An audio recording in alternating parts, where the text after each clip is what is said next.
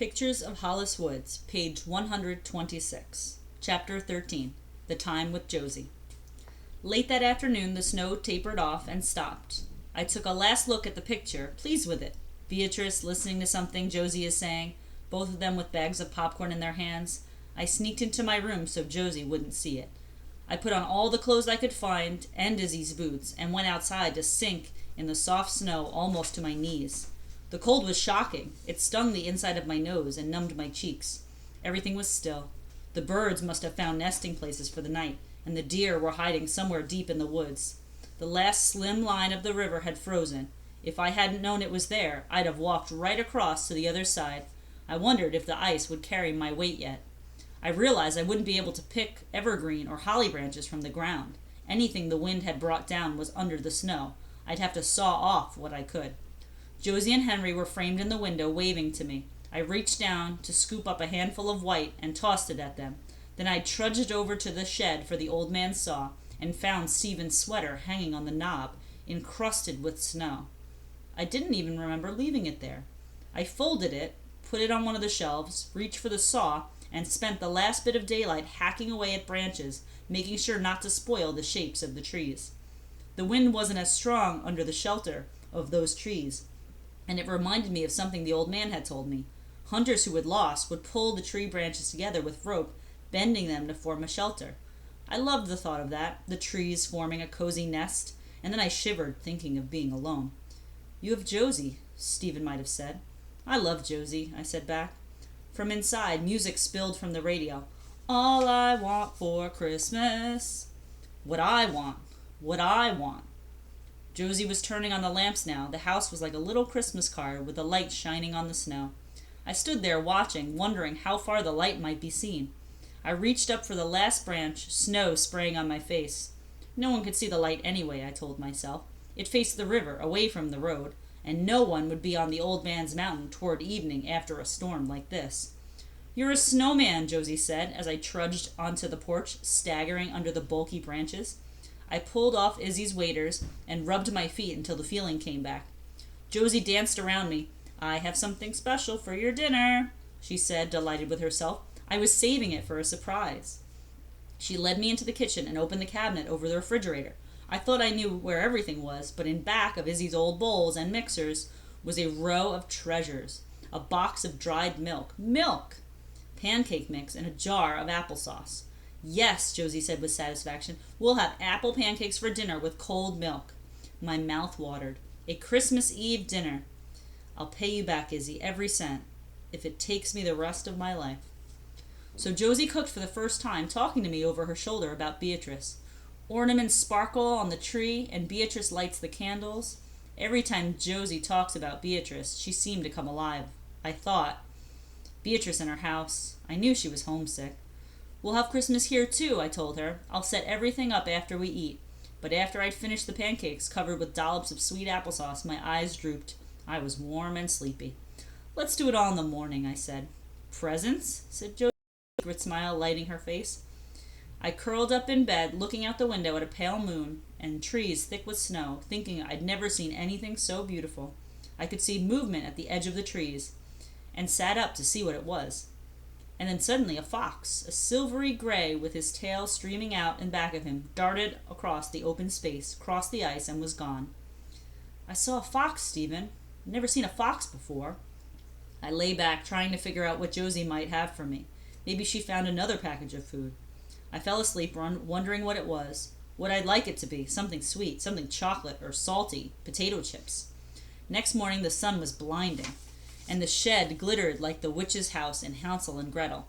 I lay there, something on the edge of my mind. What was it? Something about the shed? Or was I just wondering what the old man would think if he knew I was spending Christmas in his house? I didn't want to think about that. But there was something else. Was it Josie's present for me? An egg was what I really wanted this morning. What I could do with an egg. I'd bake a cake or cookies. I'd whip it up for an eggnog. I'd fry it up like a little sun in a pan. I threw on my clothes. The house still smelled of pancakes from last night. I went into the kitchen. At that moment, the back door opened and Josie came in, her scarf pulled over her forehead, her nose red. I wanted to tell her she shouldn't be out there, that it was too cold, the snow too deep. But I'd sound like the stucco woman. I turned back to the stove. Cocoa with milk, I said. She hurried through breakfast, and afterward I went to the porch to shake off the snow off the branches before I brought them inside. I covered the mantelpiece, the sharp pines smelling like Christmas, as Josie unwrapped the box of ornaments. Here's my old Santa Claus. I could hear the tears in her voice as she hung him in the center. And this one. She held up a thick plastic pink globe. Ugly, isn't it? It's the only kind we could get during the Second World War. She went on, telling me the history of each one, until the mantel was finished and the center of the table held a bowl of holly. We'll even hang a few of those glittery ornaments over the window to catch the light, I said aloud and to myself. Please be happy, Josie. Presents now? Josie asked. Maybe, I said absently. I had caught movement outside as I hung the last clear prism. We watched as 7 or 8 deer wandered in front of the house, making their way towards the evergreens. Suddenly something disturbed them. Heads back, noses up, they stood stock still for an instant, then scattered, 2 to bound across the river ice as the fox had last night, the others in the opposite direction, towards the bridge. I tried to see what had bothered them. I looked towards the evergreens myself, looked back as far as I could, but there was no light anywhere, nothing to make me think about a fisherman being out there somewhere. I had a quick thought of the night on the mountain, with the flashlights like glowworms above me. It was then I remembered Stephen's sweater. A flash of green in the snow as I backed away from the fisherman that day. I hadn't left it on the doorknob in the shed. I opened my mouth to ask Josie if she had picked it up when she'd been outside, but Josie would never remember. Maybe I didn't want to know and answer anyway, thinking of the fisherman finding us and what might happen then. Page 133. 12th picture, A Mountain of Trouble. I couldn't get warm, even though I had worn a robe and Izzy's sweater on top of that. Every time I drifted off to sleep that August night, I'd start thinking someone was there. I'd look around the dark room, but it was empty. I'd close my eyes again, and then I'd think I was falling, my head jerking, arms up, legs braced, a scream in my throat, and that feeling in my chest as we went over the side. But I really didn't sleep. I kept going over it. The sound first, a screeching metal tearing, as if the truck was dying, the wheel swerving, a tree slowing us down, its branches cracking, breaking, leaves covering the windshield, a rock ripping at the underside of the truck, bouncing now, not so muddy, gravel and roots, and Stephen's hands off the wheel, the sound of glass shattering, a tire spinning. And then everything was still. We were almost all the way down the old man's mountain, and next to me, Stephen, with his head on the wheel. I reached for him, my heart pounding, shook his shoulder. "Don't do this, Stephen," I said. "Don't be dead." I pushed him back, his head against the seat now, his face white in the dusty inside of the truck. Not a mark on him that I could see, but he was hurt, I was sure, really hurt. He wasn't dead, though. There was a thin pulsing on the side of his neck, his eyes moving under the broken glasses. I took them off gently and heard him say something. Loon sister, maybe. I could hear the sound of the S. Maybe it was sorry. "Stephen, I have to get help." I watched him for another moment, then scrambled out of the truck, feeling the pull of my ankle, telling myself I had to do it, had to go as quickly as I could.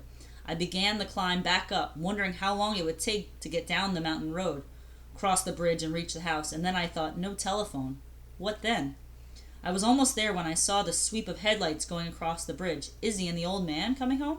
When they saw me, Izzy leaned out the window calling, "I bought dishes, Hollis. You're going to love them." And then she stopped. "Child, you're bleeding." "The truck," I said. "What has he done?" the old man said. "What has he done now? You can hardly walk." It seemed to take forever before lights flickered on the mountain and cars began to park diagonally down below. Turnet lights turned and glowed, and an ambulance came all the way from Walton, its siren screaming. They brought Stephen down at last, but all I could see was one foot, the sneaker, the socks falling over his ankles. A policeman shook his head, talking to Izzy and the old man, as I stood to one side, out of everyone's way. "If it wasn't your mountain, if it wasn't private property, your boy would be in trouble. As it is," Izzy's voice cut in, "we have to hope he'll be all right." And I had looked over my shoulder at the old man's face, his clenched jaw. In the emergency room, a doctor took 5 stitches to close my forehead and wrapped an ace bandage around my ankle. Stephen was somewhere inside, too. I didn't even know what was happening to him. We went home later that night, much later. Izzy tried to stay just long enough to put me to bed, to cover me and tell me it will be all right, to touch my cheek and my chin. "Just sleep, Hollis," she said. "Everything will seem better in the morning."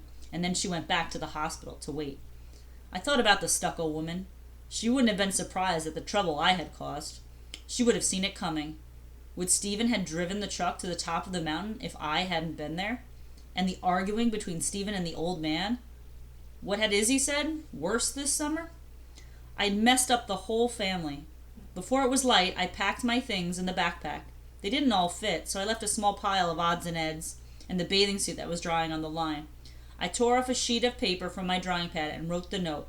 It was my fault, all of it. I wanted to see the mountain. I'm going back to Long Island. Please don't come after me. I don't want to be a family after all.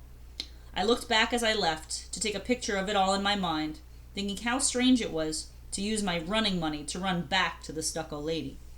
It was even stranger that she let me walk in there so easily, clucking over my bandage, taking me to a doctor a week later to have the stitches out. Emma, an agency hotshot, came to see me and tell me Stephen was going to be all right.